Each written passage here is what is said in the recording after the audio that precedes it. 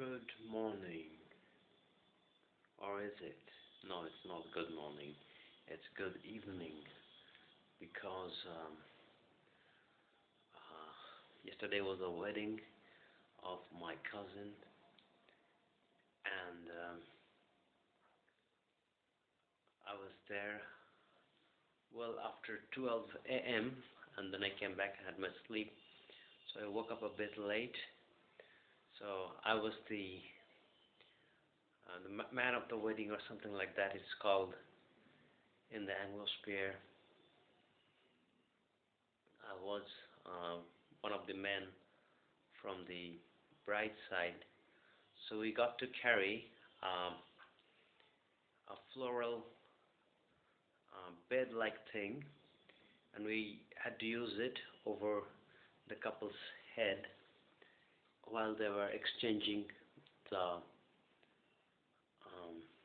garlands and taking their first steps in the marriage ceremony. So I was there, my engineer friend, my engineer relative from Bangalore, who is working with the Indian Space Research Organization, was there with his wife. All my relatives were there, and it was a really grand celebration. Although my mom had to eat only the stalls that were there, she didn't get the full meal because it was so crowded at that time and she was very tired. But she said she ate reasonably well. And yeah, the people from the groom side of family also had to wait a lot because the seats were not reserved, and I went down and I told them to reserve 40 seats for the groom's family.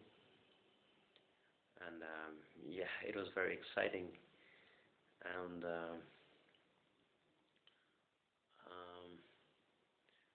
I got a good.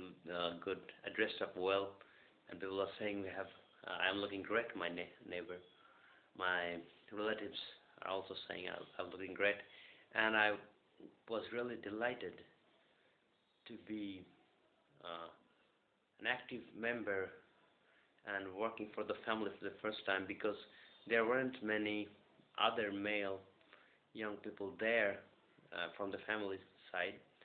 Um, the direct relatives were not there, and one of these relatives was even more meek than I am, and I was surprised and I had to take charge. And I took many photographs also for him and others. So it was a grand time. And we also have to go again on the 18th for the party at the groom's side. And the menu was excellent also. I won't go into the details, but there were kebabs and biryani, mutton biryani, and a lot of food stalls outside, dahi vada, and etc.